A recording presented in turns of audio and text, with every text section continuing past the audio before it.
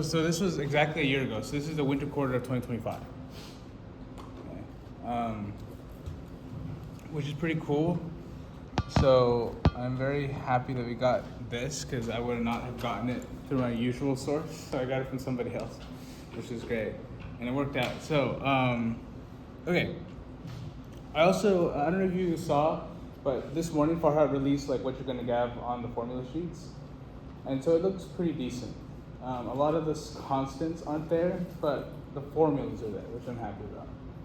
And so you won't have to memorize too many formulas, but obviously know where you'd have to use them. That's gonna be important. Any questions off the bat? Just like more logistical stuff, anything? Yeah? Cool. Can you guys on top hear me? Okay, cool. All right. Let's begin, shall we? All right. So my plan is to go over all of the Farahat exam, see how Hika's going to ask questions, and then there's some questions specifically the free response on the Hayashi and Interleague exams that are definitely fair game, and they're actually pretty different, at least from what I've seen in Farahat's exams. But yeah. All right. So number one is a really weird one because. So whenever you're talking about something like millimeters of mercury, or it says here like a height, and then you're talking about pressure. If you see height and a pressure in a problem, you're gonna need to use this equation, which relates pressure to the height and density of a liquid, right? But the thing that I was having a lot of trouble with when I was making the key was that I don't see a way where you can actually do this problem without this number given to you, the density. And notice how it's not anywhere in the problem. So that gets kind of dicey. So I'm hoping he gives it to you somewhere else, but I don't see a way where you would find that without a density. Or, if you did give a density, whether they gave you something else that wasn't there, okay? But at the end of the day, I think number one is pretty straightforward, okay? Because all you need is, because they're asking for what's the pressure of the atmosphere, the equation that relates all this is ultimately that the pressure of the atmosphere equals the density of mercury in this case, which I have here somewhere. So this is my problem of it. Right? So again, like I say, so we use this equation where it relates pressure to the density of your liquid times G, which is always going to be 9.8 meters per second squared, and then times the height in meters. Okay. Or sorry, in millimeters, my bad. In millimeters, because you're using, in this case, millimeters of mercury, right? So it should be in millimeters. But I feel like that's a pretty straightforward problem. Okay. Any questions about this guy? No? Okay.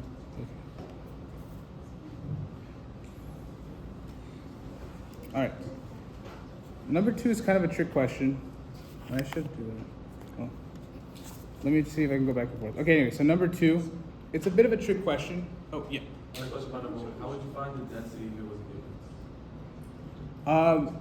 Well, ideally, that would be the only thing you're solving, right? So they would give you the pressure.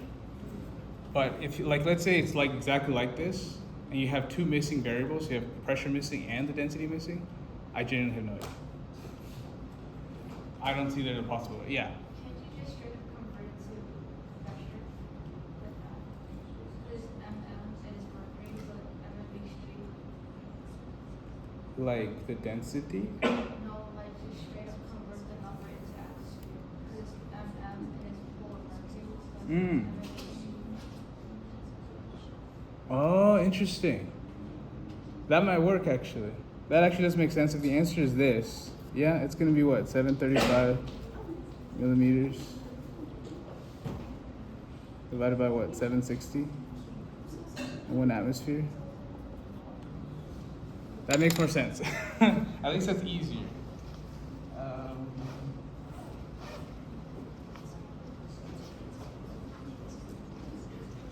Wonderful. Can't believe I forgot that guy. Can anyone calculate that for me? Or does anyone have a calculator I can borrow so I don't have to do this or anything?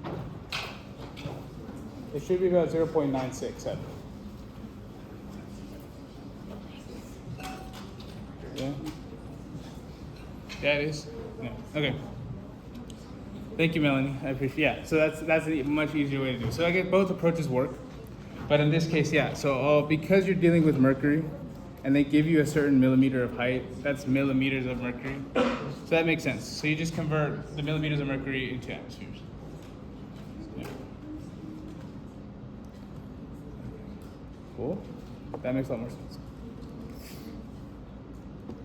Okay, so for number two,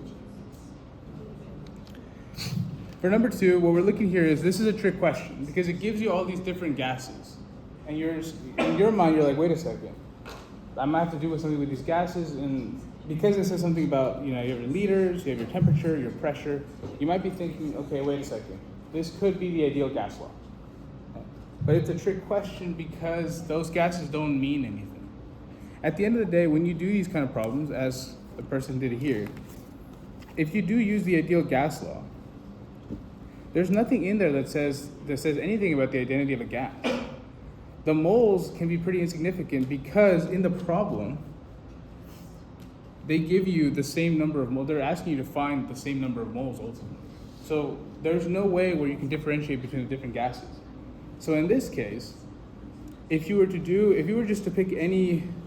put the experimental conditions of your equation just in your PVNR, in your PV equals nRT, you'll see that you'll always get the moles 0.039, always. So it doesn't matter what gas you have. If you have those same experimental conditions, you'll always get the same numbers.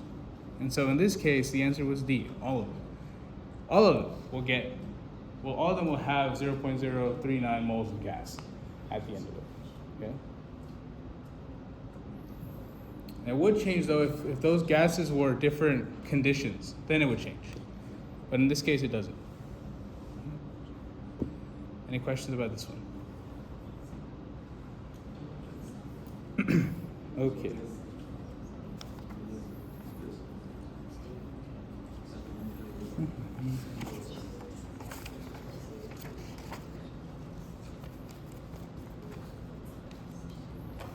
Okay.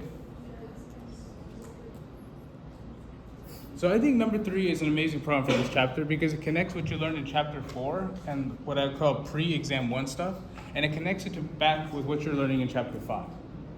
So in this case, in this problem, really quickly, putting it on top, it's asking you that a sample of oxygen gas has a volume of 4.5 liters at 27 degrees Celsius at 800 torr. How many oxygen molecules does it contain? So immediately what you should be thinking is, okay, wait a second. I have volume, temperature, and pressure. So you have 2 options at this point. You have the combined gas law, which is the PV equals nRT, or PV equals this thing, okay? So that's the combined gas law. You have this option, or you have this option, right? And what should immediately be evident to you guys is that because we need to find out oxygen molecules, all right? Those oxygen molecules, the only way you're gonna get that is through this moles here. Okay. And so because of those moles, we'll use the PVNR, or the ideal gas law. The other conditions where you would use this is if they give you 2 different states or 2 different conditions of a gas. Right, so if they ask, in this case, if they ask like, okay, you have these conditions here for a gas, and then they give you 2 more conditions. Let's say I increase the temperature and then I see the pressure increasing. What happens to the volume, right? So there's 5 different variables then, 6 different variables with 1 missing and 5 you have. And so in that case, you'd use the combined gas law. But because you need to go to molecules or moles or whatever, you need to use moles. And this is the only place that contains the moles. Okay? So if I remove the problem, you'll see what kind of my work process. What I always recommend is for these for gas problems, always go temperature to Kelvin. That's something to kind of always forget. Always go to temperature, or always go to Kelvin. And then from here, because they give us in torr, you have to go to ATM. Okay? So converting these things is important. And like I said here, because you want moles, the only equation that gives you moles is the ideal gas law, and therefore you use the ideal gas law, which is right here. Okay? And then you get a certain number of moles of oxygen. And this is from exam 1 then. How do you go from moles of something to molecules of that something? That's Avogadro's number, right? And so this is why these next chapters can be a little trickier, is because, well, I don't know about trickier, but they build on each other a lot, especially chapter 5. Okay. And then at the end, you do the Avogadro's number calculation, and you get 1.16 times 10 to the 23rd molecules of O2. Okay. Any questions about this guy? Does that make sense? Okay, cool.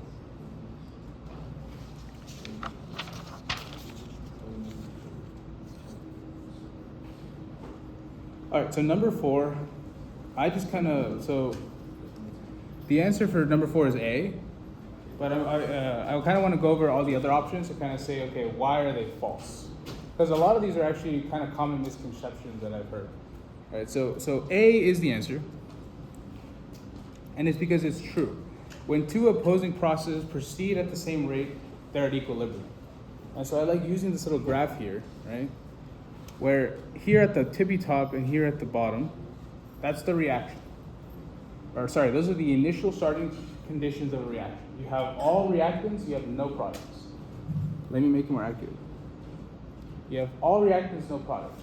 But then as the reaction proceeds, right, there's going to be a point where they're equal, and then they're going to even out. Right? They're not going to change. And so what that equilibrium sign is telling you is that the forward reaction is happening at the same rate as the backwards reaction. So you're making products and reactants at the same rate. And that's all that means. Right? I think there is another one. Yeah, so C, we're kind of jumping a little there, but C, one of the huge misconceptions about equilibrium is the idea that the concentrations of products and reactants are the same. That's not true. That's not necessarily true. It can happen, but it's by coincidence. But that's not necessarily true. Okay? Cool. Okay. So that's a huge misconception. But now going back to B. So another big thing that Farahat and probably your professor wants you to know is, what is an endothermic reaction regarding equilibrium? Like, what does that look like? What does that mean? Right? So when you have a negative delta H, okay? When you have a negative delta H, this process is called exothermic. It's called exothermic, and it means heat is a product. Okay? And you would treat it like any other product, any other chemical. That's what you would treat heat as, especially for Le Chatelier's problems. Okay? And then the opposite is, if you have a positive delta H, you're called endothermic.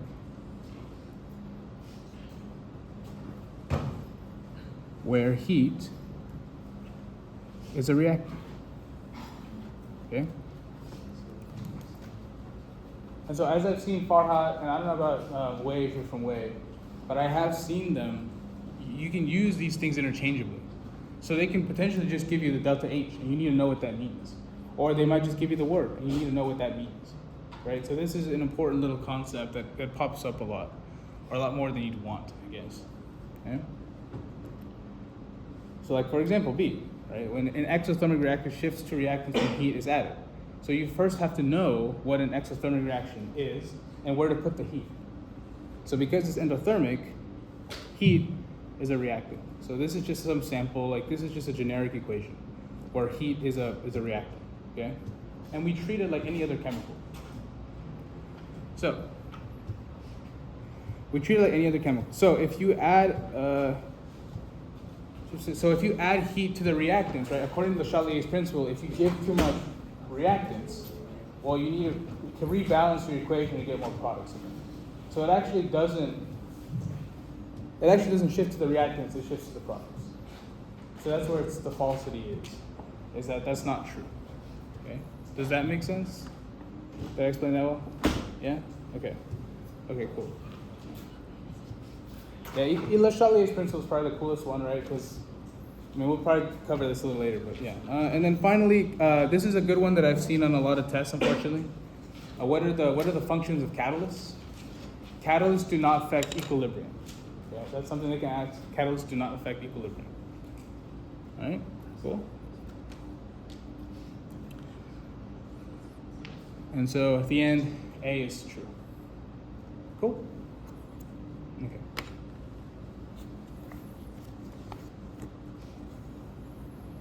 All right, number 5.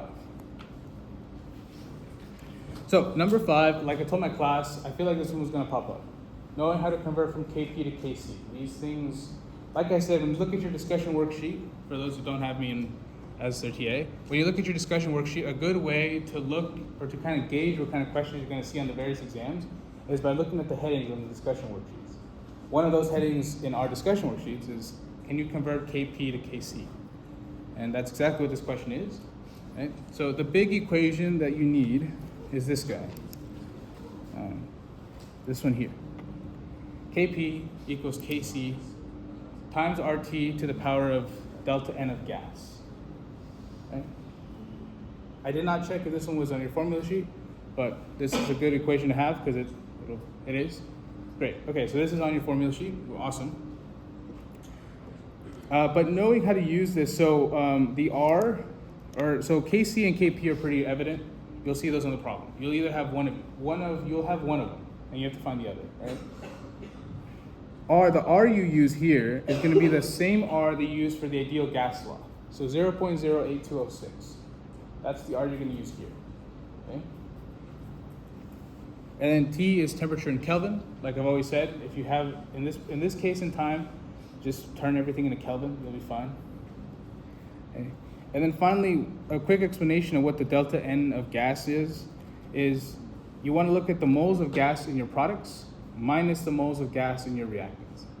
So when we go back to the equation, right, look at the coefficients. So on my reactant side, I only have two moles of gas. On my product side, I have 2 moles of gas plus another mole of gas from the chlorine. So there's 3 total, okay? And so when I write my little delta NG, it's going to be 3 moles of total gas moles in my reactants, my products, minus 2 moles of my reactants. That gives me a difference of 1 mole of gas total. And so the 1 just goes here. Okay. It's an exponent, not a multiplier, by the way. And then after that, that's it. You just plug it into your calculator, and you should get C, 0.454. And there are no units on the Ks. Okay. Make sense? Cool. Any questions? Okay. All right. Number 6, I think, is also pretty straightforward. This is, do you understand how to write an equilibrium expression? Hey, this is definitely something that was tested on all exams that I saw. Okay, so the really cool thing is, for equilibrium expressions, only write gases and aqueous species. Okay. And so you'll see what this means, right? So K or KC, KP, whatever you want, whatever K you're looking at, K will always equal products over the reactants, always. And because of that, we can write an actual expression, right? So for our products, we have a factor for N2O, so the concentration of N2O, times the concentration of H2O in gas form, right? It's important gas form, to the second power, because there's a coefficient of 2. That coefficient of 2 tells us to put an exponent on something. So if it was a coefficient of 3, you'd put that cubed. Or if it was a coefficient of 4, it'd be to the 4th. Okay? And notice now that because this guy, so ammonium nitrate, the reactant, there's only one reactant, and it's a solid. You do not include solids or liquids. So no solids or liquids in K expressions?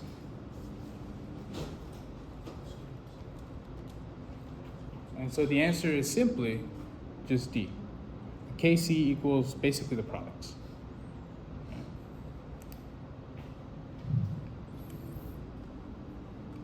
Cool? Makes sense? Yeah? Cool, good. All right.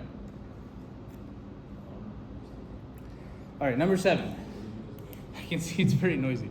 But the whole point is, in all this little mess of stuff I have here, what you're looking at here is what do acids do? The basic definition of an acid is that, at least in the Bronsted-Lowry case, is an acid donates its protons. And let's go of its H. Okay? And then the base takes the H. So acids donate the H, the base is taking the H. And so you can always tell what's an acid and a base based on proton transfer. What happens to the proton? Okay? I was also telling my class that you can use another shortcut where if you have a minus charge, it's a base. If you have a positive charge, it's an acid. Okay? In this case, though, it doesn't work because you have 2 negative charges on both sides. So which negative is going to be the base? That's what the question is. And so regardless of my shortcut, that's a very easy way to kind of quick do it. But you need a, question. Wouldn't it be the one that's like less negative? Like would it, kind of like if you think of it that way instead of like. I know what you're saying. Yeah. I don't want to make generalizations. I would rather you be more safe than sorry instead of trying to do more more shortcuts. I would try to be safer than sorry. In this case, you just want to follow the proton transfer. Okay, so what actually happens is, so this is our reaction, which I think is better seen here. Right? So this is our reaction. What happens? Well, it looks like this H here gets released by this guy, and it gets taken up by this thing, right? Because you see on the product side, now the phosphate has 2 H's, this has none. So clearly the proton jumped from the sulfate group to the phosphate group. So if this releases the proton, this has to be the acid. And here's another, this is also in my class, is you don't have to scientifically prove everything is an acid or base. If this is an acid and you prove that's an acid, you can't have 2 acids on the same side. So the other species on the side has to be a base. And you don't really have to think about it. This is a base. Okay? That's a base, right?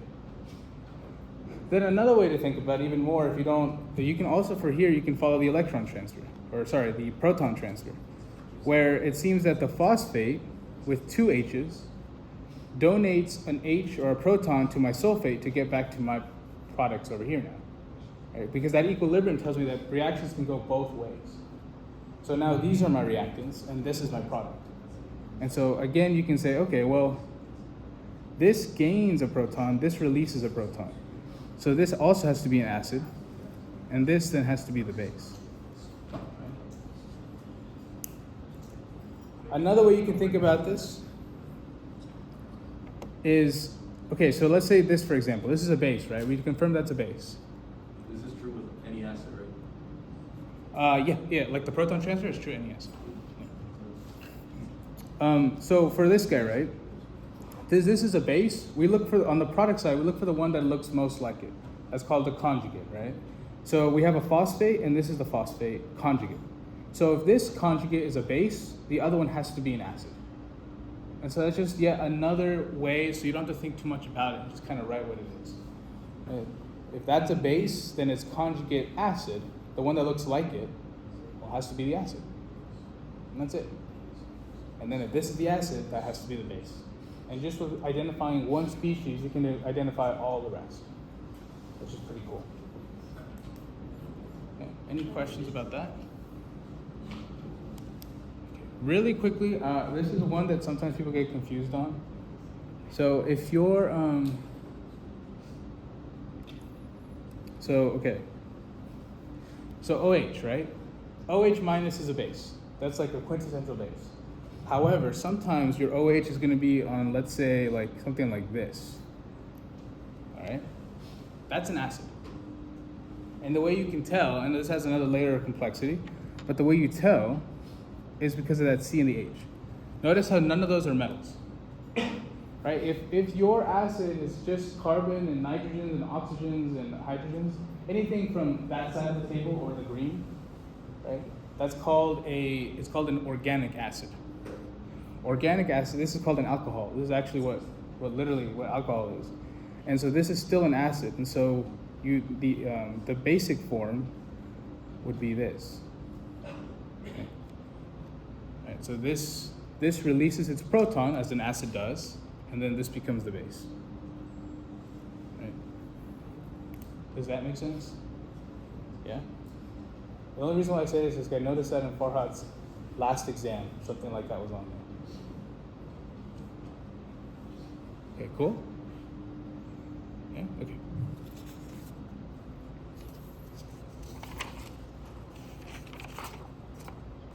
Mm-hmm. All right, so number 8, it's very similar in the way that it's testing you on, do you know what an acid and what a base is? And do you know what the word conjugate means? Okay? So in this case, they give you're starting off with this, dihydrogen phosphate -1. Right? And they're asking you to find, okay, you need to find a conjugate acid and a conjugate base. So all you do, right, is what's the definition of an acid and a base? Or well, of an acid, it releases a proton, a base takes in a proton, right? And so all you have to do is you add a proton to get your acid. So that's phosphoric acid. And then you take away an H for your base. So it's monohydrate or monohydrogen phosphate, right? And that's it. So that problem was pretty straightforward, I hope. Okay. Does that make sense, everyone? Yeah? Yeah? No questions?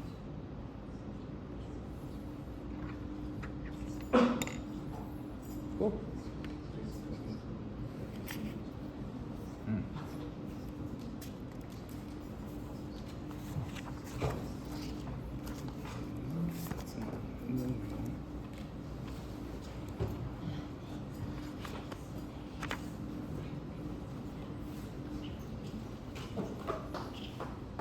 Okay.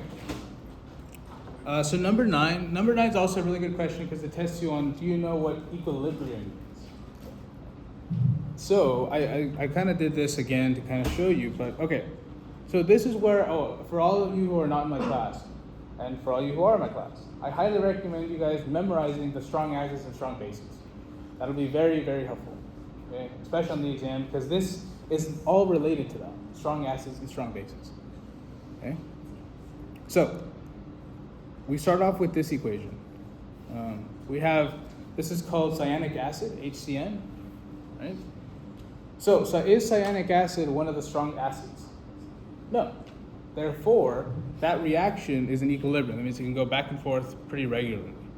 And so when it asks, okay, which reaction does not proceed far to the right, as in talking this way, well, relatively speaking, it proceeds relatively well enough. It's okay because it can happen. It does happen, right? Because of the concept of equilibrium. Because it is a weak acid, that acid likes to kind of come apart and rejoin. It doesn't really have a preference, right? So it does proceed to the right. Okay. Another one. So HCl, is HCl a strong acid or strong base? Yeah, it's super strong, right? So this will only prefer to go to the right. This will go to the right all the way. You'll never see this as HCl again. You'll just see it as H plus and Cl minus. Therefore, it does proceed to the right. That's like the furthest one. Now we have this one. Sulfuric acid. Is sulfuric acid a strong acid or strong base? So it's a strong acid, okay? But only the first proton is strong. Regardless though, we're still considering just the first proton reaction. And so like HCl, because it's strong, it'll go all the way to the right. You'll never see it again as sulfuric acid. You'll only see it as monohydrogen sulfate. So that's good. D. That reaction is just an acid-base neutralization reaction. Right? That's the definition of what's going on in an acid and base reaction. So of course that's going to go to the right, because that's these two things come together because they're negatively charged to form one thing. That's neutral. So that makes sense. The last one, though, is basically the opposite of C. So like we said, H2SO4 is strong. Therefore, you'll never see it again as H2SO4. Therefore, this one makes no sense. Because why is it going back to H2SO4? It won't. It'll never do that because it's strong. And so which reaction does not proceed far to the right? It's this one. Because it prefers to go to the left all the way. Okay? Does that make sense? Yeah. So this is an acid-based question, or a strong acid, weak acid question. Okay. Cool?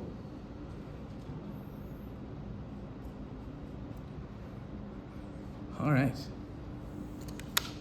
Number 10. Number 10 is more of a logical question, to be honest. Okay, so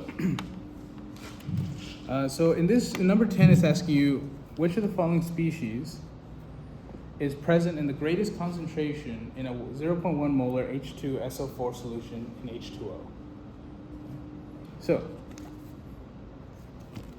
the way you kind of answer this is, again, using the definitions of strong acids and strong bases. Okay, so H2SO4, because it's polyprotic, it has two different K reactions. The first one being H2SO4 goes to the monohydrogen, and then the monohydrogen then going to the sulfate ion. Okay, so you have two different reactions that happen at different time points. So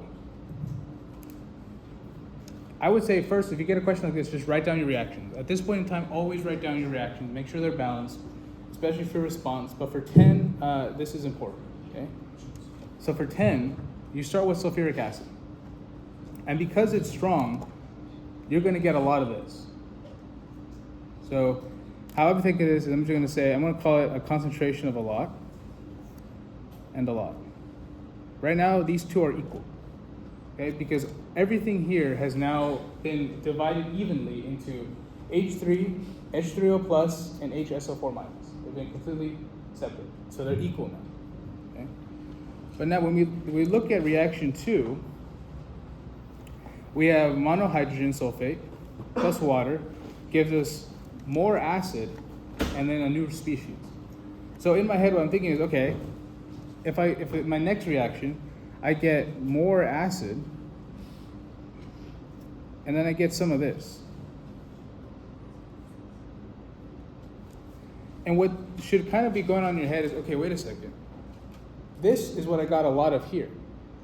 So at this point in time in reaction 1, I had equal amounts of both products. But now when I move to reaction 2, the acid isn't being used up, or not a substantial amount. All you really have is this guy. That's your reactant, right? So what happens to reactants in chemical equations? They get used up. So now whatever you had, so they're equal, right? Whatever you had of HSO4 minus, it slowly starts going down too. Not only that though, but reaction 2 actually adds more acid. So as this is going down, you're actually adding more acid. And so the answer to 10 is what's the greatest species present, or greatest concentration? It's the acid, H3O plus. Does the logic make sense there? Yeah? Fair enough. So I think basically with the idea of the strong acids, right, or the strong acids, they fully dissociate. So that means that you'll only get this. So let's say this is 1, right? I don't know, 1 molar. This becomes 0.5 molar.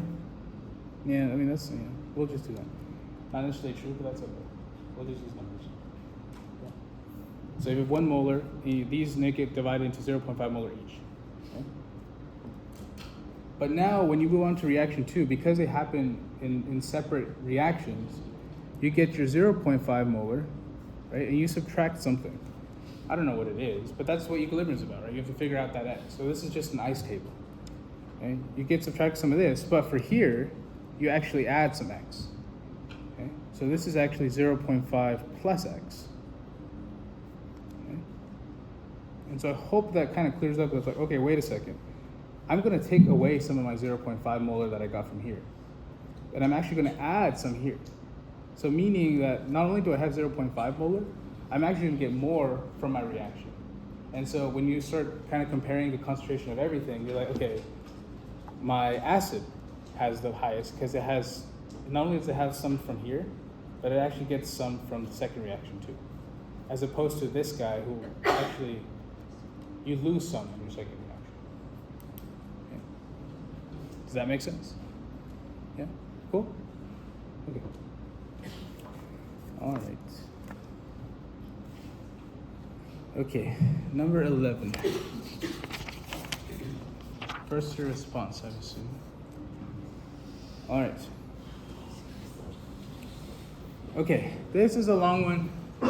If you want, I mean, all three responses are kind of long, but in this question, they give you a few things, all right? They give you that a compressed gas cylinder contains some grams of gas.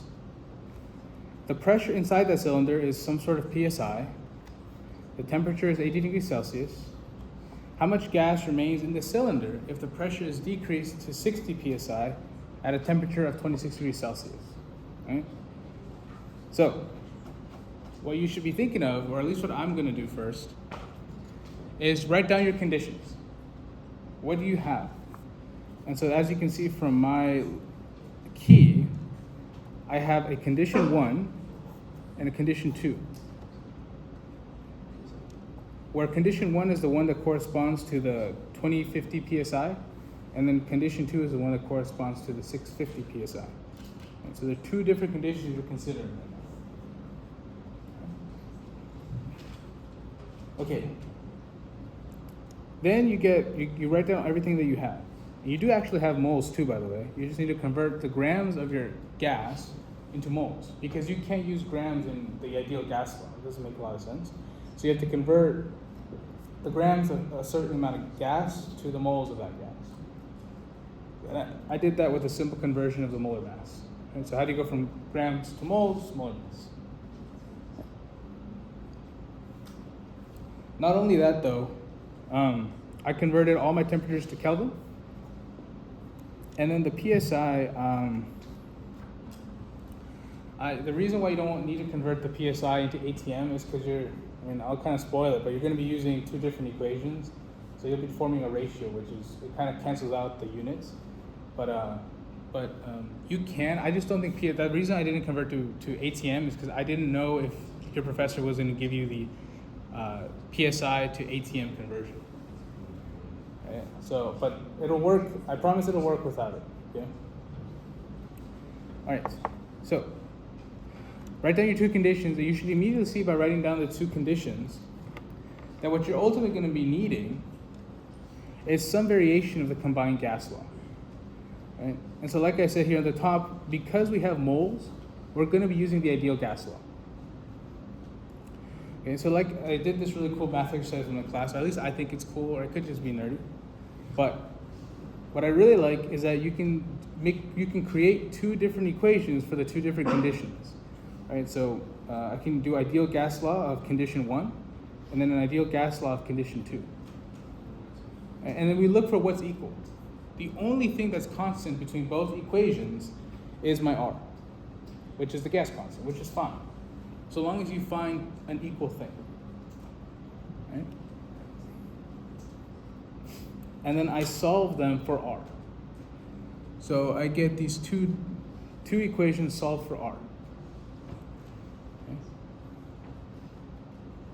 Not only that though, because of algebra, because R equals this, you can just set them equal to each other. So because the R is equal, or the 2 equal to R, by algebra you can set them equal to each other. All right? So that's basically how we got the combined gas law. You're literally just deriving the combined gas law. All right. I also said that because the volumes are constant, because it's not mentioned anywhere, there's nothing that says, oh, you're changing volume, you're doing this to volume. If it doesn't mention volume, you can assume that it's constant. And so to make it even simpler for you, just cross out the volume, right? Or if you want to be more thorough, you can put some number in there. Just put the same number. It doesn't matter. Okay? All right? Okay, so then you're finally left with this equation here. This is the final equation going into kind of like the math solving process of it.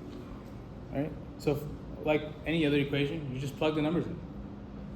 You have the 2050 psi, you have your moles, you have your temperature, and on the other side, you have your pressure again.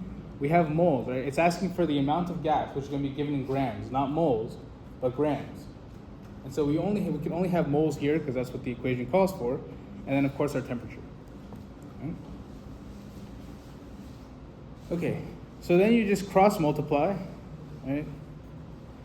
I got these two big numbers here, and so I got that. Did I even show you? Nope. I got that. Okay. These really large numbers, but I just cross multiply them like that. Then I divide both sides by this number, 612950. 612950. And I get this. I get that my moles of condition 2 equals 7.7249 moles of argon. Okay? And from there, we're not done. We got to convert from moles to grams, where again, you have to use the molar mass of argon to get 308 grams of argon. That's what's left in your container. Okay? Does that make sense? No questions about that one? Cool. Okay. Cool. Yeah. This is not a question about the review right now. Okay. Do you have any idea what the curve might be for The last midterm or this one? the last person? So from what I heard from your head TA, Farahat is considering giving a curve at the end. So your final grade will be curved. Considering, yes. Well, meaning like as opposed to like curving your exams. Exactly. Which one's better? Like To curve at the end or to curve beginning? probably curve at the end. Ooh, I like that. Or curve at the end. Just because at that point you'll have a whole like base of how everyone's doing. I will say, right? So your exam for our section, I think was like a 51. Well, it was like a 50%, right? For like D section. Does anyone remember it was like 50? Yeah, it was around there, right? So what's the average though, right? What's the average should be? It should be around 75%. So that's a deviation of about 25%. That's huge. So what that means is if you guys keep performing like that, the curve is probably going to be larger at the end. I don't suggest doing that. That's not a good thing. But you know, as a professor, you can't just fail everybody. You know what I mean? Yeah. Do you know how good the curve was last year?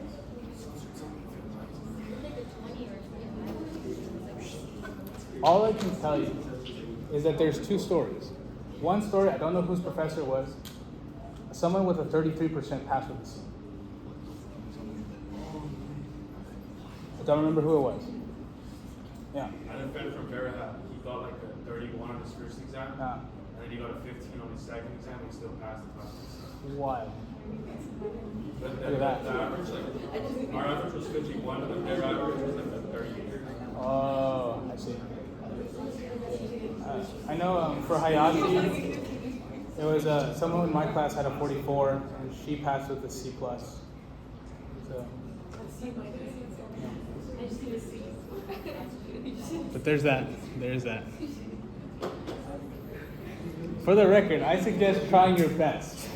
I suggest trying your absolute best. Okay.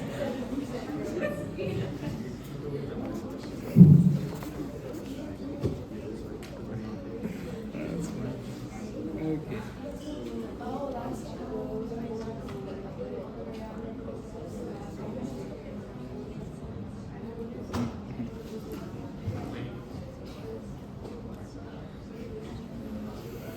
Okay.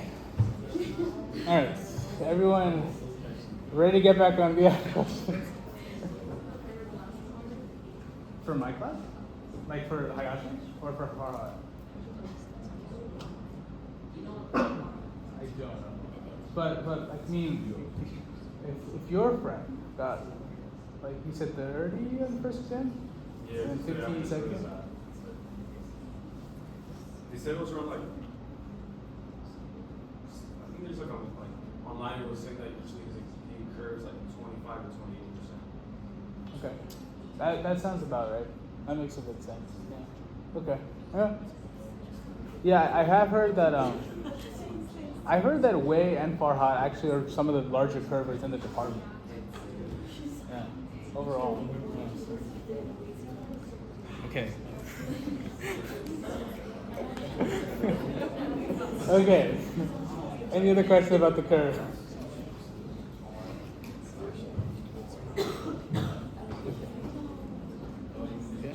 Okay.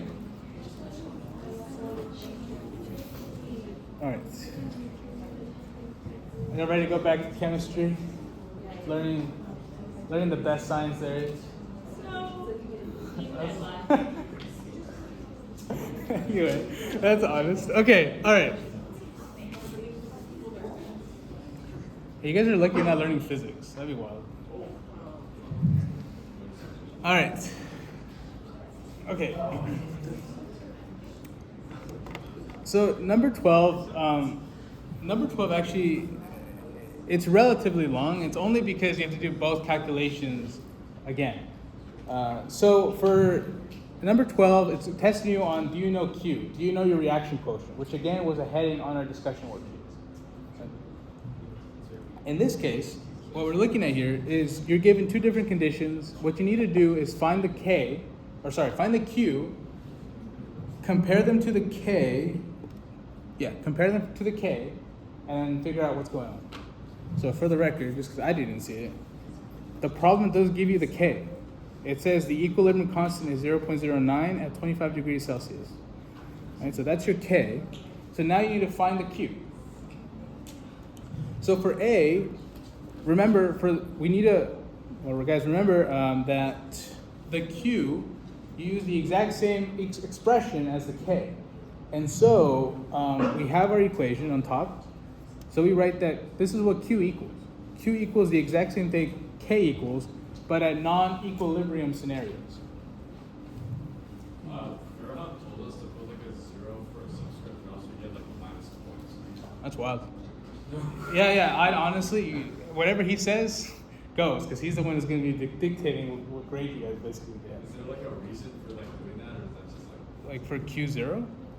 no, like the concentrations, like he wants us to put like a subscript of 0, or like Oh, it's because so 0 means not, and it means initial.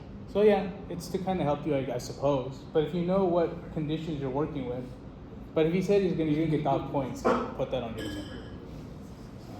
Yeah, so I guess so it looks something like this, I'm assuming. yeah. Okay, yeah. So that's called not. Not just means initial. Are we only using that for Q? Yes, because Q only talks about the initial states. Yeah. I suppose for K you can write EQ, but it doesn't. That's a bit redundant. Okay. Yeah. I think you said like that too, or else you're gonna The EQ thing? The EQ thing? Yeah. That's wild. Okay, well, what that would look like is like,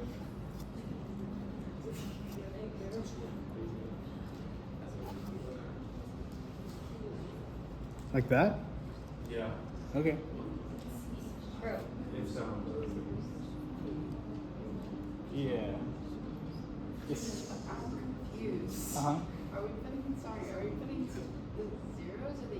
Oh, they mean two different things. Okay, so for the K, we're putting EQ. Yeah, Q, because we're K, putting- Okay. yeah, because K is the equilibrium expression. So EQ stands for equilibrium.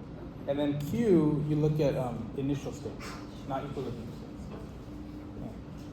That's okay. Well, that was a reality check. Okay. All right. Well, regardless, it doesn't change too much. I was thinking is there any other like TA tricks that I know of to kind of how you should write your question? I don't know. I was just thinking. Oh, my biggest thing. This exam, look over your exam and see if if anyone has made a mistake. TAs grade this in a really fast turnaround, and at some point they stop caring. I'm gonna be very honest. And they're just gonna start putting in numbers because there's a program that lets you put in pretty fast grading. Look at your exam and see if there are mistakes. And yeah, so look at your exam 1, right? If there was a mistake in exam 1, you had a week to do it. For exam 2, I think you also have about a week. Just make sure that the work that is there is graded accurately, because that's a really easy way to get points. If they actually did make a mistake, or they didn't really care enough to look at how you did the problem, you can appeal. And so that's something I suggest. All right. Cool. Okay. All right. Anyway, back to number 12. So, in number 12, a really easy. What makes number 12 a lot easier is that we always need to be in molarity, but in this problem they gave it to you in moles. Luckily, I think they also say you have 1 liter, right? A 1 liter flask. So it's just whatever mole you have just converts to 1 molar. It's the same thing. And so you solve for Q, you solve everything, all the molarities, you put it into this equation, and you get that Q equals 100. Okay? So now you have to compare it to K. So Q is 100, K is 0.0900. As should be very evident by these numbers, Q is significantly larger than K. Right? And so what that means is, or what I like to do to kind of not memorize this whole idea, is I like to put K so I like to make a little number line like this, and I like to put K in the middle. And Q is larger, so it's on the right side of K. So what direction do you have to go to get back to K? In this case, you have to go back to the left. And so that means you shift to the left, and therefore the reactants are favored. Does that make sense? So I guess really quickly, if Q is larger than K, shifts to the left. This is the reactant side. If Q is less than K, it's the opposite, shifts right to the products. And then if Q equals K, you're at equilibrium.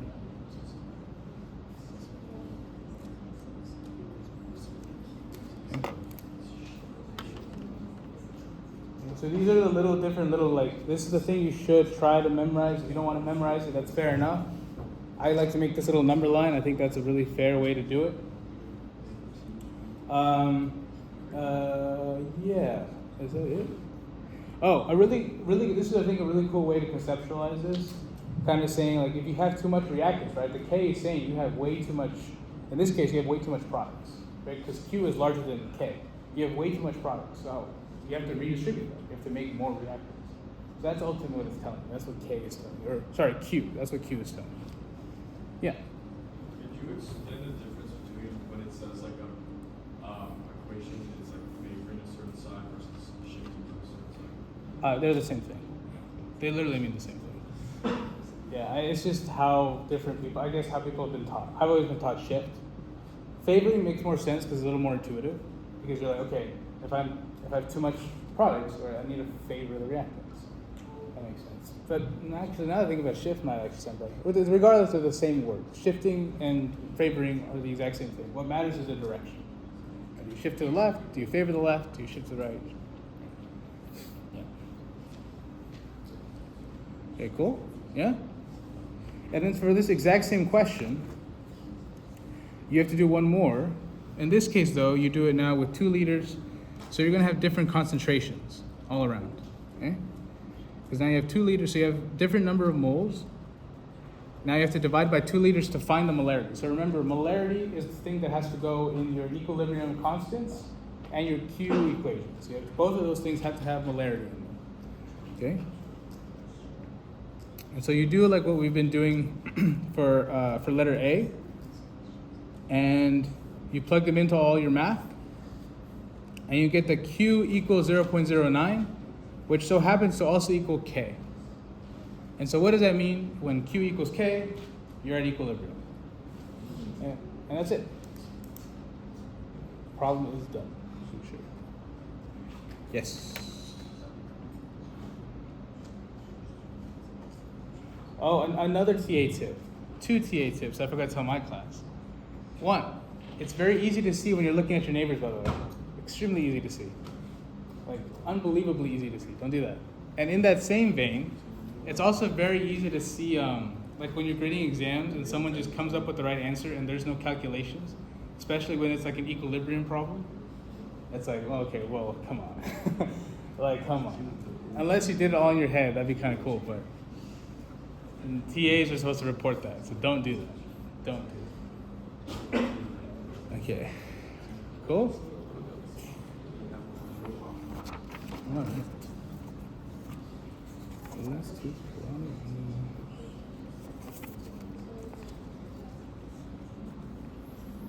Yeah. Number 13 is something you're definitely going to see on the exam. This is, do you know, and are you familiar with the Chatelier's principle?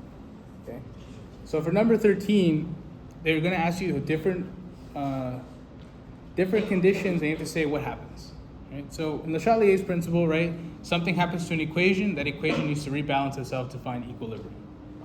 So for 13, the first thing is what happens if you add gaseous carbon dioxide? Carbon dioxide. Okay. A is what happens if gaseous carbon dioxide is removed? Okay, so in this case, it's a product, right? So let's say for A, we remove product, okay? I like to think of it as a scale, okay? You remove product, which means it gets lighter, right? So how do you re-establish the scale? You have to create more products to make this heavier, to make more products. Does that make sense? This is a pretty simple, I think pretty intuitive, right? You take away products, you need more products to become balanced again, right? Okay. For A and B are also pretty intuitive as well. So for B, let's say you add more reactant, you add more water, more gaseous water, all right? You're adding more, you make it heavier. So what you need to do is you need to make it lighter to get back to the product, right? Or if you have too much reactants, you need to redistribute that in the product. You need to make more products. So if you have too much on one side, it goes to the opposite side, right? So if too much, you need to kind of reestablish the equilibrium. What happens if I say you add more water, like liquid? Sorry. What happens if I said if you add more H2O liquid? Does anything happen there? No. It's because water is, or in this case, the water is a liquid. Liquids aren't part of the equilibrium. Okay. The same thing goes. What if I say I add helium? Will helium do anything? No, because there's no helium in the equation. And so these are really like, I've seen a few of these tricks asked before. So, yeah. Okay. All right. C. In a rigid reaction container, the pressure is increased by adding helium gas, okay? So this is not talking about the helium gas. This is talking about a product of helium gas, which is the pressure is increasing, okay? The pressure is increasing, okay. All right, so so because of this, the only thing you should be looking for when it talks about pressure changing and all this is, does the volume change? In this case, it specifically tells you in a rigid reaction container. What does rigid mean? It means non-changeable. So, funny enough, C is no react, nothing happens. There is no change. Because you're not increasing the volume or decreasing the volume. It doesn't, pressure doesn't matter in this case. It's just volume. Okay? And because this is rigid container, nothing changes. There is no volume change, therefore there is no equilibrium change. Does that make sense? So look for volume, not pressure. Okay, D, the reaction, or the temperature is increased, the reaction is exothermic. All right, so like we said yesterday, or like we said a few minutes ago, or like an hour ago, they're going to give you this word, and you need to know what that means. So you have an exothermic reaction. What does that mean? Exothermic is a negative delta H. that should mean that your heat is a product. Okay? I like to think of it like it's a bank account, where if you gain heat, you gain money, so your account goes up, it's plus money, right? But if your reaction loses money or loses heat, exothermic, it's negative. So you lose money in your bank account. But what happens here is that if the temperature is increased, so heat is a product now because it's exothermic, and we treat heat like any other chemical product or reactant. So in this case, it's the reaction, what is it? The temperature is increased. So we're increasing heat, okay? So now we have more heat. Therefore, we have more products. So if you have too much products, we gotta shift it to the reactants to make it, to re-equilibrize the chemical reaction. Okay. Does that make sense? Yeah? Cool. And then finally, E, the pressure is increased by decreasing the volume of the reaction container. So now, because of that volume aspect, now we have to care about it, right? So as I always like to explain it, if you're like in a party or in a social gathering, okay, and your room gets smaller, you don't want the most people coming in. You want the least amount of people that can fit in, okay? So in this case, the pressure is increased by decreasing the volume, right? So we're decreasing the size of the room. We're decreasing the volume of the container. And so what we have to look for is moles of gas again. So here, we have to look at moles of gas. Moles of gas total, okay? On products and reactants, okay? So, on this side, on the reactant side, how many moles of gas do we have? We have 2 total. And on this side, we have 2 total again.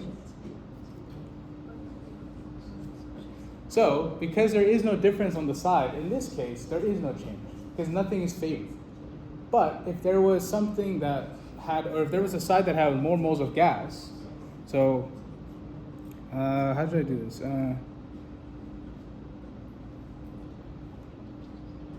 More moles of gas, sure. That means it's favored when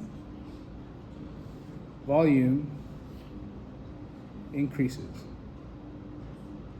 And then the opposite is true. If you have the least amount of gas, you're favored when the volume decreases. Right? Like, I guess it's the party analogy again. If you have more space now, you can allow more people. You want the most amount of people. Again, if you're an extrovert, I guess, you want the most amount of people. So that's kind of how I like to think of it. Okay? Does that make sense? So, I mean, here I think is a lot better explanations than what's up here. So if you're not in my class or you're not in my email list, you can ask, and I can send it. Cool? All right. The final problem is the longest, I think. But let's start with this first, I guess. All right, number 14. That's all you're given. You have to calculate the pH of a solution that contains this amount of acid and this amount of acid with certain Ka values. Okay? What I did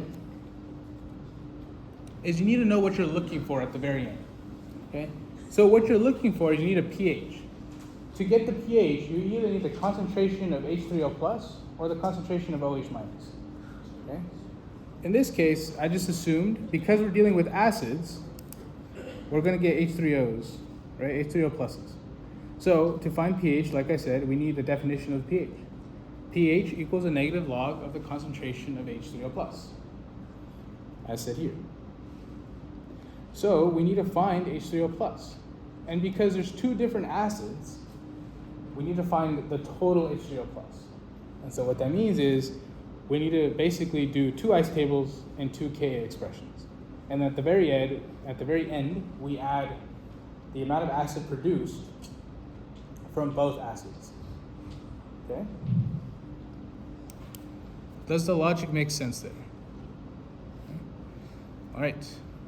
So, my biggest advice for this exam, and for the final actually, is I suggest following these 3 steps to kind of solve this problem.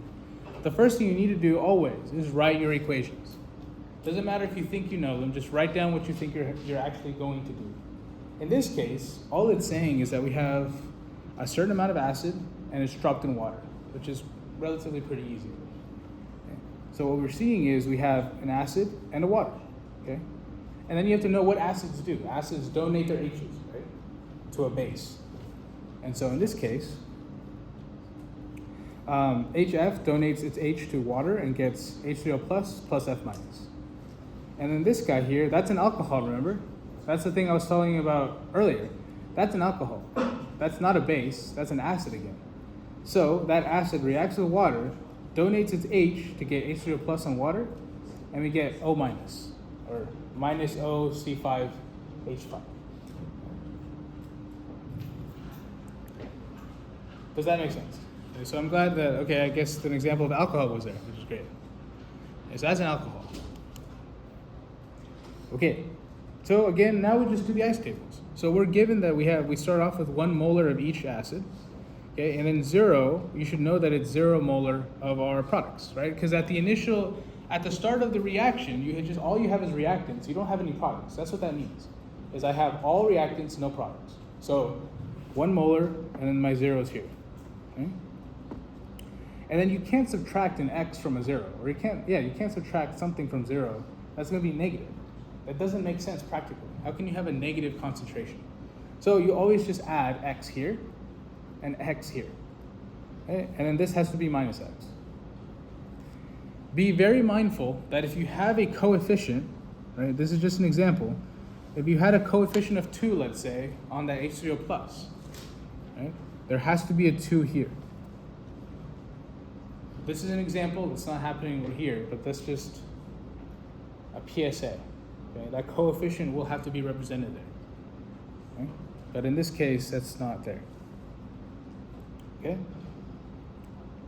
So now we do that for the 2 different tables for the 2 different acids.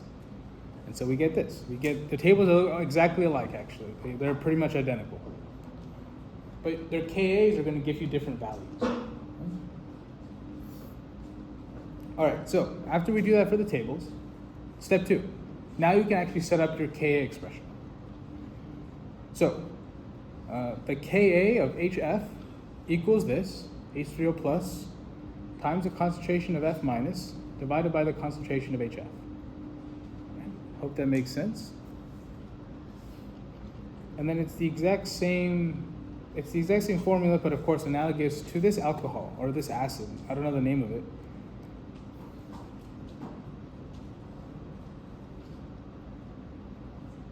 I think it's hexanol. Anyway, but this acid here. So both of these equations, or both of these expressions are set up the exact same way, of course with different numbers at the end. Okay? And so we just put our Kas there. So Ka of HF is 7.2 times 10 to the negative 4th, as given in the problem. And then this alcohol, its Ka is significantly smaller at 1.6 times 10 to the negative 10th. And then we set those equal to each other. So we get this. We get that x squared divided by 1 minus x gives us our Ka. And that happens it happens twice actually. Both sides are identical except for the Kas. The Kas are different. Now, luckily for you, acids and bases, their Kas are significantly different from the concentrations of typically of what you give initially. Therefore, most of the time you can use this thing called the X's approximate, or X's approximation, X's small approximation. How I prove it is I divide my KHF, or my Ka, I divide my molarity of my HF initial, so I guess you can write a little knot there if you want. And so my initial concentration of acid I put into my solution, divide that by the Ka of my acid. So put that into a ratio. And then I ask myself, is that number larger than 100? In this case, it's going to be larger than 100. It's going to be about 1,000? It's going to be about 1,000.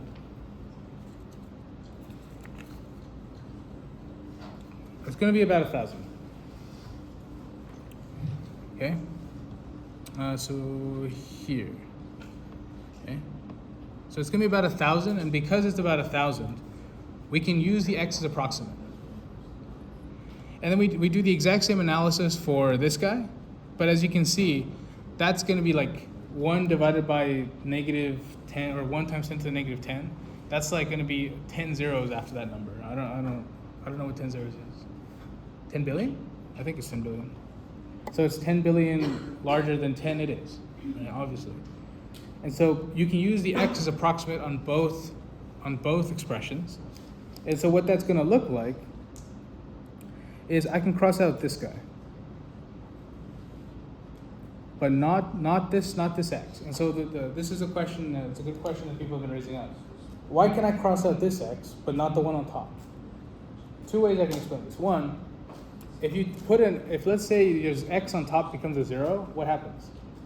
What happens if you add a 0 in there? Everything becomes a 0, right? 0 dominates. That doesn't make a lot of sense, okay? The other way you can explain it is that x right here, the 1 minus the x is so small. That's why the whole approximation is a thing. The x is so small that whatever you do to that 1, whatever that x is, it's not going to have a big effect. It's going to be the difference of like 1.0 minus 0.000092. Like, is that ever going to be represented? No. But the reason why we can't cross this one out is because it still exists. It's small, but it's still there. And so that's why whatever number you get of x can be placed there, and that will have a mathematical effect. Okay? And so we do the exact, so at the end of the day, right, it's just x squared divided by 1. And so we get these guys. Then we just take the square root of both of these numbers. And then you get that. X equals these two numbers for the two different acids. Okay?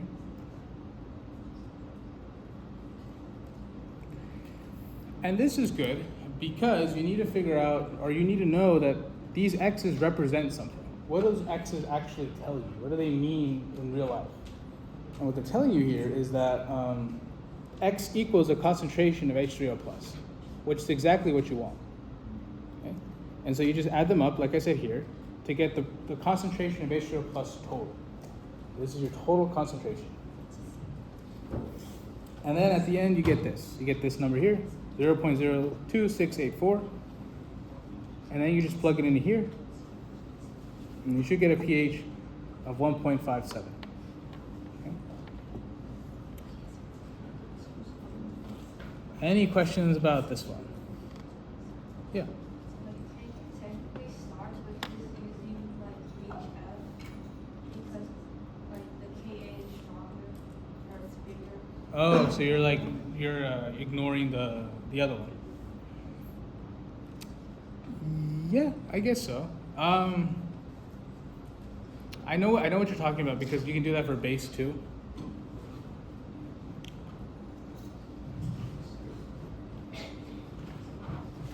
Yeah, good point. Fair enough.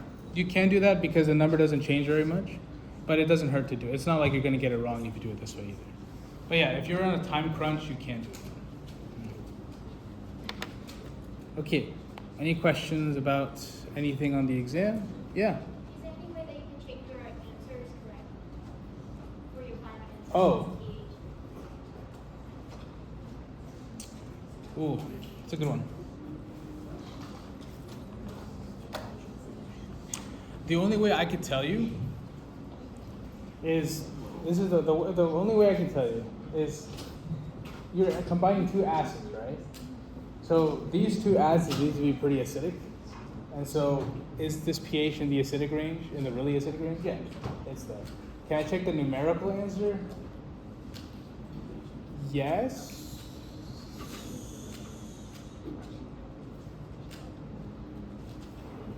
Actually, you can. You can. Yeah, there's this thing called the Henderson-Hasselbalch equation. You might have learned about this in lecture recently. No, maybe? The Henderson-Hasselbalch equation.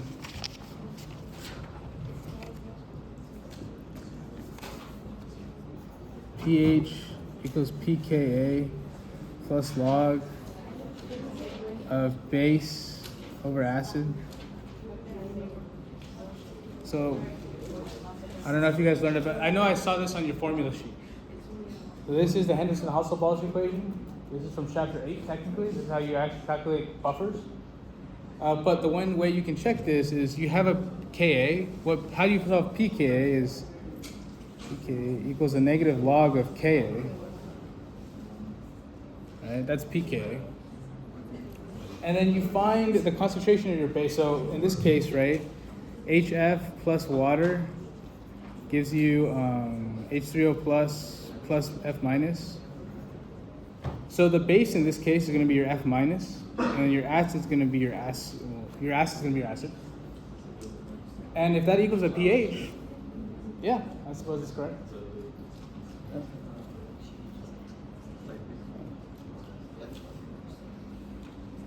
Does that make sense? Cool. Okay. Yeah. Juan, did you have a question? Juan, did you have a question? Oh, yeah. Yeah. For the parts of using the magnet on the other page. No. Farahat wants us to prove it. How would we prove it? Yeah. So this is the one thing that I am worried about. This is proof according to Hayashi. Is can you compare these two things? I think Farahat might want you to use the 5% rule, which is it's one thing that I'm not too familiar with. I think that one is like, I think it's molarity or acid divided by your, I think it's this.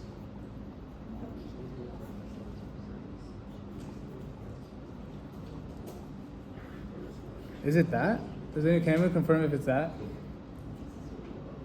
Yeah. Over the initial. Yeah, that makes sense. Yeah. And then you compare it to see if this is above. Less than 5%.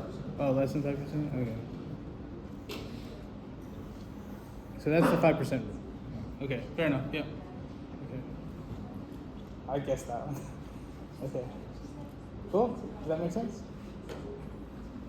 Any other questions? Okay. Really quickly, I don't know if I want to necessarily do these per se, but there are variations of the questions that can be asked, I think. They're cool. For all the people who are not on my email list, I just sent out today these two exams. One's from Enderly and one's from Hayashi. They're both exam 2s, and they're both keys. So they both have the answers, but they have pretty decent, for example, Hayashi really likes to test on kinetic molecular theory of gases. I don't know if Farahat's going to do that, but this whole page is just kinetic molecular theory, okay? Which is fair game. Farahat can most definitely ask that. That would be very fair for him to ask, but it's there. Okay.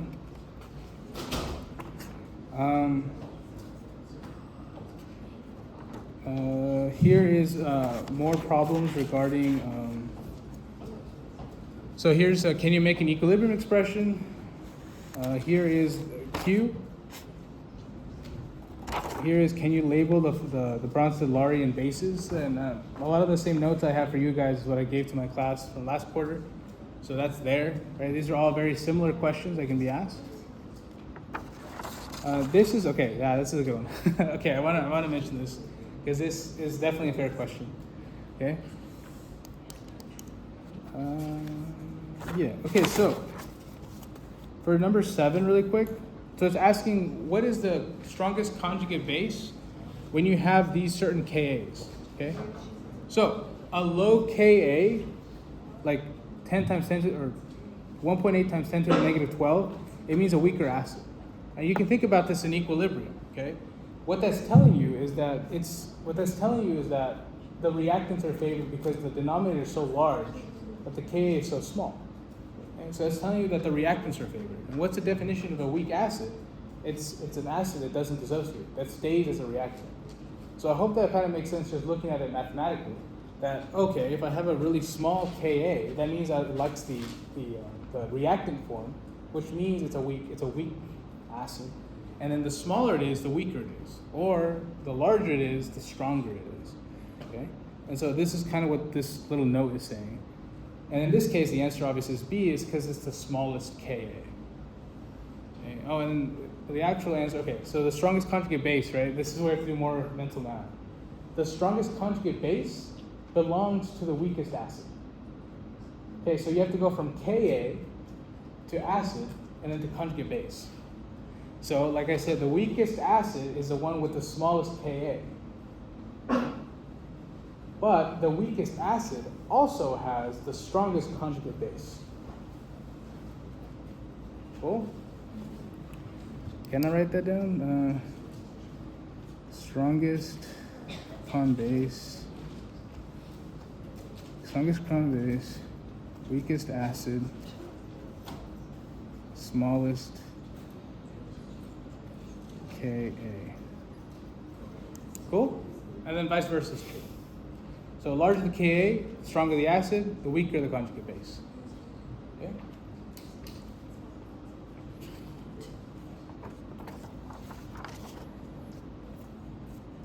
So for Hayashi, he also tested you on this kind of thing. Can you find the density of a gas or the molarity of a molar mass? You can actually find molar mass of a gas from your ideal gas law. This is a real thing. I would suggest just memorizing this equation, honestly. I don't think you have that on your formula sheet. That's up to you. I don't know if you might want to use that, but that's something that's definitely fair game. Good question. Yeah. Why is it a strong conjugate base and not a weak? Wait, say that again? Why is it a strong conjugate base and not a weak? Yeah, so this is why it gets really confusing. It's because the words at that point mean something different. What I like to think about it is like, okay, you have a weak acid, okay, you have a weak acid, means it dissociates very poorly. But let's say some of them do dissociate, because that happens, it's just going to be a really small amount. Well, now that base with the negative, let's think about it like, oh, it does not want to be a negative. So it'll strongly just take a proton. So the strong and the base, when you're talking about strong conjugate acids and bases, it means the opposite. And that's what gets kind of confusing. Because in reality, or if you're just talking about weak acids and weak bases, a weak acid is the one that dissociates poorly. But now if you're talking about the conjugate bases, well, if you have a conjugate base, you have a negative sign, so you don't have a proton. You can't just lose it very easily. So what I think about is that negative sign, the weaker the acid, that negative sign does not want to be there. And therefore it's more likely, it's the strongest one to grab a proton. It's the one that's more likely to grab a proton. It has the strongest propensity to grab a proton. Does that make sense? It's a little mental gymnastics.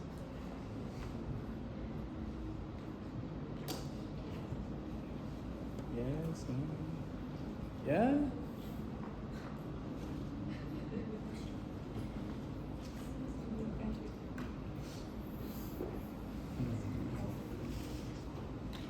And does the concept at least make sense?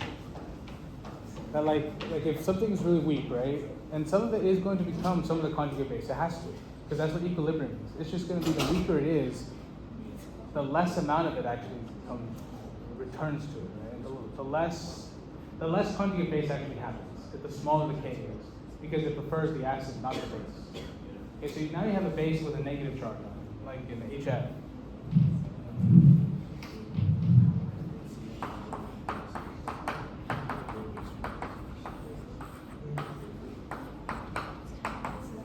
Right, so let's say this had a really low Ka, and some of it has to become F minus. It's just a very small amount. Okay, but this F minus does not want to be it wants a proton. It's very weak, and it wants this is very weak, and the base wants a proton. Therefore, what I like to think of it is like whatever has a proton, that'll strongly grab that proton back and become this again. So it's about a difference of words. As long as you understand the concept, that's kind of what's happening. It's like this, the weaker this is, the less this wants to exist. And the quicker it can get a proton, the better. And that's kind of what strong means about this. Does that make a little, does the concept at least make sense? Yeah. What if you have like more of a weaker acid, but less of a stronger acid, which would make the stronger? Like concentration wise? That gets complicated. Oh wait, do you mean like separate or they're mixed together? Yeah, that gets complicated. So that gets a little more complicated. I'd say though, as a kind of a rule of thumb, your weaker acids will always have a stronger base. So the weaker the acid anywhere, the more it's going to want to deprotonate. So that'll be your predominating thing, I guess. Okay. Any other questions? Do you have a question? Okay, so yeah, so this is, you can use the ideal gas law to find the molar mass of gases. So that's definitely a possibility, especially for anyone who's from Way. This is definitely a possibility because Enderle will also do this. Enderle has a lot more breadth in his exams. Yeah. Is there gonna be any organic chemistry like in it, like last time? Good question. Are you from Farahat or are you from Way?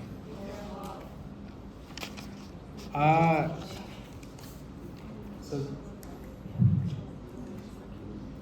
I don't think so. And I say that with like an 80% sure. Only reason why is because it's really easy to get a question like this, where you have to determine which one's the strongest acid from here. That's fair game, but I haven't seen Farhad give this one. The thing is, he's an organic chemist, so this is what he grew up on. Like this is what he's an expert on. So I don't know, but this is definitely a thing. This is Enderle's exam, by the way, but yeah. Let's see. Oh, so this is what I was talking about in my class. So remember, guys, we were manipulating the K Q's around. Sometimes we had to set them to exponent, sometimes we had to multiply them. This is definitely a fair question. This is what Hayashi did last time too. So being familiar with how to do that. The only two rules you need to remember is that if you flip an equation, you just set it 1 over that KC. And then if you want to double the coefficients, you actually, instead of doubling the KC, you got to set it to an exponent. So do I even have those around? Yeah, right here. So the two equations is this one, or two rules is, if you want to flip an equation, it's just 1 over the KC. And if you want to change the coefficients, you set that coefficient change to as an exponent. Okay.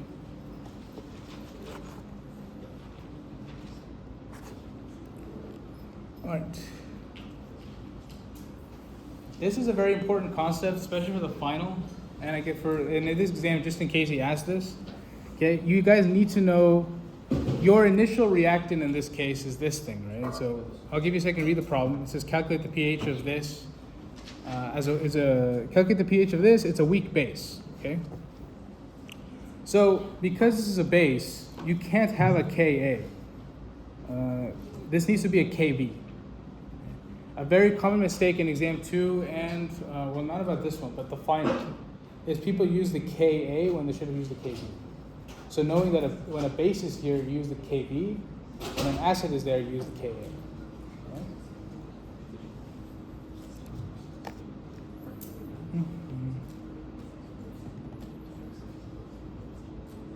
Cool. Any questions about these? So Hayashi actually had a lot of stuff.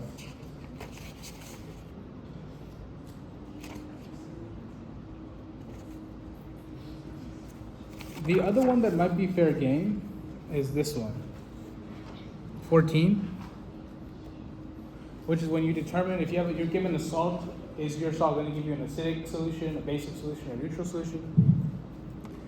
This would be, so to kind of end it all, this one is, this was important because, okay, so what you do for this is, like I told in my class, step 1, you want to break down into ions. So break the salt down into ions, okay? And so we'll take this guy, for example, the KCN. So KCN, it gets broken down into K plus and CN minus, okay? Okay, break down into individual ions. Step 2, are any conjugate acids or bases of a strong acid or base? So you ask yourself, do any of these come from a strong acid or base? So K is it's a plus charge, right? A plus charge can only associate with a negative. You only have 2 options, right? You can only bind with an OH or an H plus. So you have an OH and H plus. If you are K, you can't bond with an H plus, you gotta bond with your OH. So KOH, that's a base, that's potassium hydroxide. Is potassium hydroxide a strong base or a weak base? It's strong. So if K is strong, or if K comes from a strong base, then K won't have any say in what happens in the problem. You can ignore it. It's not going to contribute anything. Cn minus, though, you have to ask yourself, is this one from a strong one? So because it's Cn minus, it's going to react with the H. You're going to get HCN. HCN is cyanic acid. Is cyanic acid a strong acid? No. Therefore, this will contribute. And then, like I just used my shortcut. If it's a minus, it's a base. The answer is basic. Okay. You just do that for the rest. So KBr, K is KOH, so it doesn't matter, it's neutral. A Br is actually HBr, which is a strong acid, though they're both strong, so meaning that the solution is neutral, because none of them contribute to the acid or base. And then finally, this guy is the opposite. NO3 is nitric acid, that's its parent acid. Okay? That's a strong acid, so NO3 doesn't count. But then you have NH4, NH4 plus, that's ammonia. Okay? NH4 plus has a plus charge means acid. And that's it, and then it's acidic. Okay? Any questions about anything? Yes?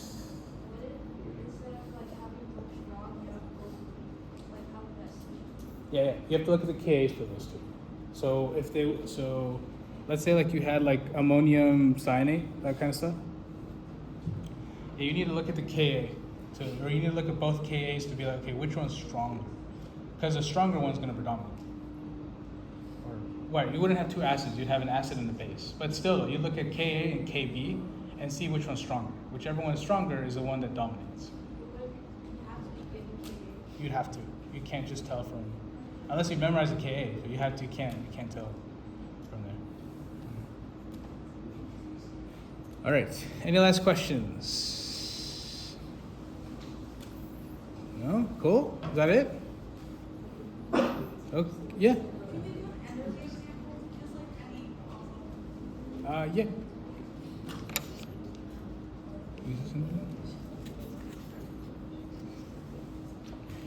What's funny is that the Hayashi exam looks eerily similar. So like this is Enderle's problem, which actually looks pretty much the same, except something switched.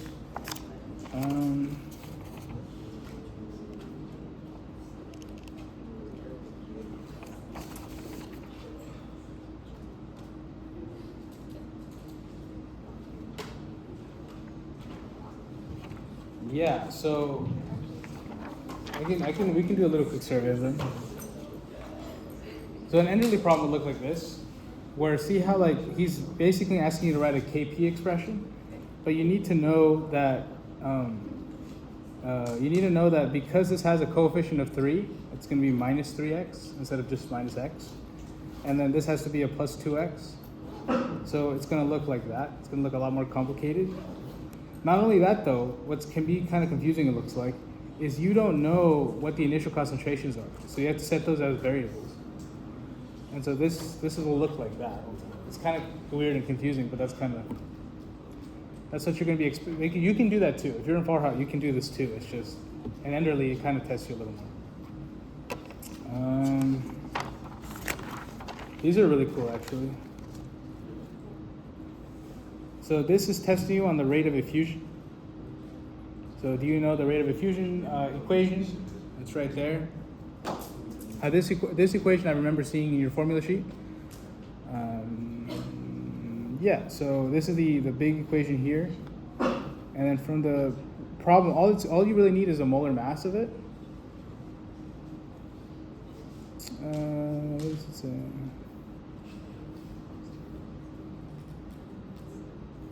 Oh yeah, sorry, my bad. So that is Graham's law. That's the effusion thing. Yep. And then you get that answer there. This is Dalton's law of partial pressures. The next one down. That's also fair game. Do you know how to do multiples? For this guy, right? The big things that they're trying to test you on here is Do you know what this means?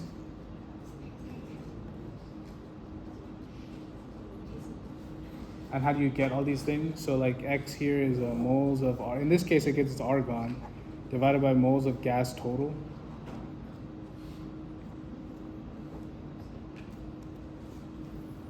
Actually gives you a hint too, kind of cool. Okay.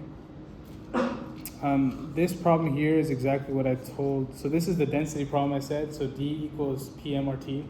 That's the molar mass density equation. That's definitely fair game. It's definitely there. You can definitely ask that.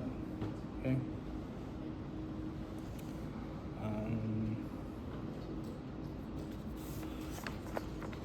No, that's it. Cool.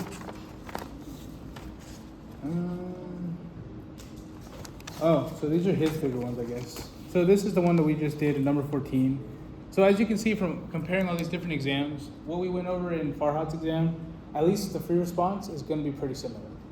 What they're going to be testing you is very similar. What kind of looks like what differentiates both of them is that I guess Hayashi and Arnderly, they look more towards the kinetic molecular theory, so knowing how gases work is a thing. And then for Farahat, it looks like it's more free response based. It actually even looks like Farahat has less exam questions overall from the other two. But that also means that it weighs more too. Okay. Is that cool? And then I can, if you're not in my email list, I can send you. Okay, cool. Any questions? If you're not on my email list, you can just come see me in front and we can add you. But that cool? Everyone cool? Yeah? Okay, great. Sure, man.